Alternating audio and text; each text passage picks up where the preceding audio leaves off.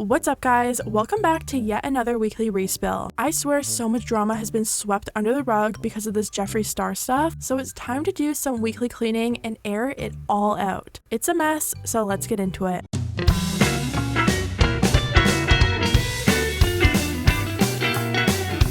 Weekly respill, yeah. So guys, let's start off small and work our way through this crazy week. It looks like beauty brands aren't quite getting it through their heads that there's kind of a pandemic happening right now and you're not really supposed to be traveling. Lauren DIY exposed that a big beauty brand actually reached out to her and asked her to go on a trip to Mexico. I just got invited on a brand trip to Mexico and I think I'm almost offended that a brand thought I'd be so dense to be down. Lauren said that she actually thought the invite was for 2022 because she just couldn't believe that a brand would actually be so irresponsible to plan a trip right now. Manny MUA also got invited on another brand trip because he replied to Lauren's tweet saying, "I got invited to one in Turks and Caicos and I was like, this can't be real." Laura Lee was also invited on this trip because she replied to Lauren and said same. I kind of just want these influencers to start dropping names because I don't know about you guys, but I don't want to be supporting brands that are so careless right now. Like, why don't you take that money that you'd spend on the brand trip and donate it to help people who are struggling with the pandemic? Literally anything would be more productive than a brand trip at this point. Now, a lot of people actually thought the brand must have been Tarte Cosmetics because they're one of the main brands that seems to do these huge influencer trips. But Lauren actually confirmed that it wasn't Tarte. A lot of people were kind of upset that these beauty gurus weren't disclosing who these brands were. One person said, "Influencers won't name these brands because as much as they are upset by this, they still count on them for revenue. In other words, I'm appalled that you asked, maybe another time." Lauren replied, pretty much saying that she didn't want to do that because she could possibly be sued by the brand for disclosing private emails and information. I guess we're just gonna have to keep an eye out for which influencers are gonna be off to Mexico next month. While we're on the topic of the pandemic, a few weeks ago now, Charli and Dixie and a bunch of their friends were called out for traveling to the Bahamas when LA just went in lockdown. Noah Beck got stopped by the paparazzi and questioned about the ethics behind going on the trip, and he literally said, "It is what it is." According to Noah, being a TikToker is just a really hard job, and they just had to disconnect for a bit in the Bahamas. Then, Charli's dad Mark was questioned about the same thing. You would think a grown adult would have a more mature reaction, but he also had the "it is what it is" attitude. According to Mark, it was just a family trip and it just somehow involved a bunch of TikTokers. He said that they left a hotbed of corona and went somewhere where there's hardly any cases. As if that makes the situation any better. Then, Charli was stopped by the paparazzi and asked the exact same question. She was walking out of Boa's Steakhouse and was asked what her response was to fans being upset at her traveling. She literally said her response was no response and closed the car door. You received a lot of backlash about the Bahamas. What was your response to that? I was just wondering. No response. No response? No response? Thank you, Charli. I got you. This was a family that everyone thought was so mature and such a great role model, yet not even the parents in the situation can take responsibility. So how do we expect the kids to? Trisha Paytas even commented on the video, writing, "Please get her off TikTok and back in school. Her lack of intelligence/common sense is appalling." Next, let's talk about Zoe Sugg, formerly known as Zoella. Zoella has been on YouTube for as long as I can remember.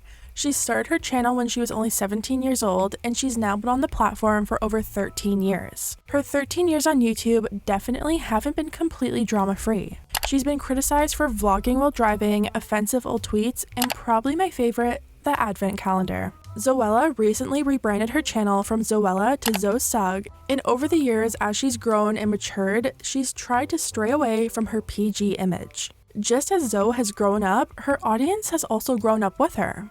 Or so I thought.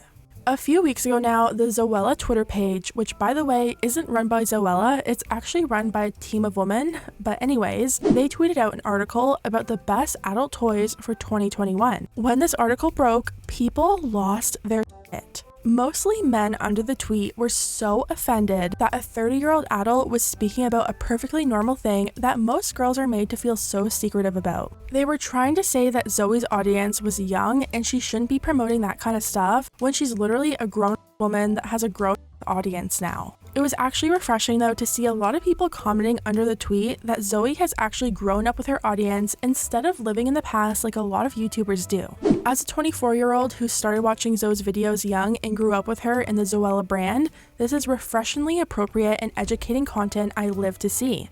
Also, great list. It looks like she made a few Karens mad though, because the Mirror reported that she was actually dropped from the GCSE syllabus purely because of the adult toy article. The educational body added Zoella's brand to their syllabus in 2017, but have now decided it's no longer suitable for teenagers. Sandra Allen in a statement said, GCSE Media Studies includes the analysis of online and social media, and we added Zoella in 2017. At the time, all of her content was appropriate for teaching, but some of Zoella's recent content is aimed specifically at an adult audience and isn't suitable for GCSE students. As a result, we removed the section on Zoella from the course, and we've contacted our schools and colleges to let them know. Now, Zoella wasn't having any of this. She jumped on her Instagram stories and read the media and everyone trying to shame her for filth. Here's what she had to say. Well, where do I even start? Today has been interesting to say the least. I discovered that at GCSE syllabus were using the Zoella website as part of their curriculum. I was then told it had been dropped. Not sure how one is dropped when they didn't even know they were ever involved. As some parents complain, as we had posted an article listing the best toys for 2021, and apparently this is absolutely disgusting that 16-year-olds should ever be graced with such horror. At Zoella, we are a team of women who all share a joint passion for other women and subjects relating to this. We want to talk about taboo subjects, ask those less heard to use their voice, and try and have a really varied range of topics to help inspire or make people feel less alone. Things I wish I'd known as a teen myself. Our main demographic is women aged 25 to 35, and naturally, as I've got older, my audience has also grown up too, and the things I want to share or shine a light on have naturally aged up to suit my lifestyle along with the rest of the teams too. It worries me that they think 16-year-olds aren't exploring their own bodies, doing this with someone else, or know what a sex toy is. Although we don't aim our content at teens, I don't think it's a bad thing that it's there for them to read at all. And these media articles are just perpetuating the fact that female pleasure is something that we should feel ashamed of. The very reason we write about it in the first place. Honestly, it was nice to see Zoe stand up for herself on this one because I completely agree with her, and a lot of people do too. The press sensationalizing Zoe Sugg and the team at Zoella for talking about topics such as sex and female pleasure is the very reason why this needs to be talked about. Team Zoella helps so many people, and the press are making them out like they've done something wrong and weren't in the 1950s. So a few weeks ago now, we talked about beauty gurus calling out Nikita Dragon for her setting spray. Manny MUA and Cole's World commented on the fact that Nikita's new setting spray had floating particles inside of it. Cole even said it kind of looked like mold and he didn't even want to put it on his face. Well, after a few days passed, Nikita, queen of not addressing things, actually jumped on Instagram to address the issues with the product, but she also kind of dragged Cole for speaking out. New product, I always send it out in a PR kit to influencers, my friends, my family, to test out the product obviously before I launch it. And there was a small batch of my setting spray that malfunctioned and crystallized ever so slightly inside of the bottle. Completely fine. Like I said, things happen when you are a vegan and cruelty-free brand. Mistakes happen. Email to everyone on the PR list. So I know not everyone reads their email, but if you're my friend or on the PR list, let it know. We will fully replace the setting spray. Not everyone was affected at all. It was a small batch, like I said.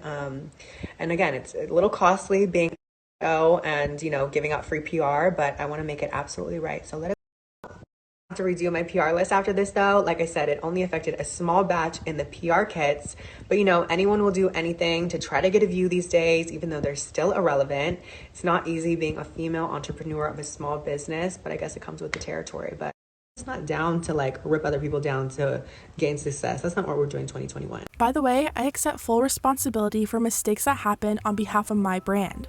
I respect everyone's opinion on my products, good or bad. I love criticism because I want to learn and grow. However, those individuals, not even on my PR list, who intentionally go out of their way and try and be dramatic and rude to get views, you couldn't even see the email because you're not on the PR list. That's not how you gain success. Yeah, to me, this whole thing is just a little bit weird. You don't see established makeup brands making Instagram videos or being shady just because someone didn't love their makeup.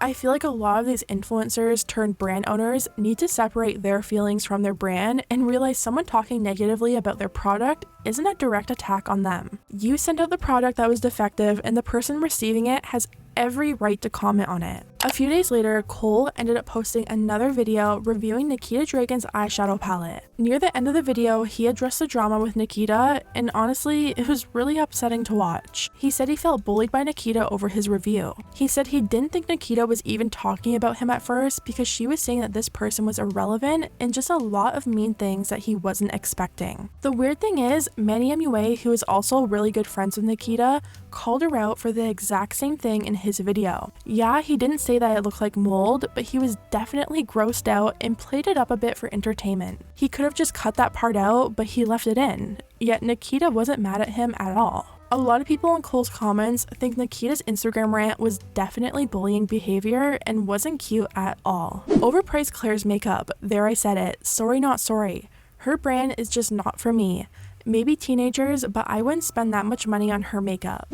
I would not give her the satisfaction. She's a bully and a diva on her own accord, and she's not it. Anyways guys, let me know what you think about everything down below. If you liked the video, hit the thumbs up button because it really does help my channel, and I'll see you next time.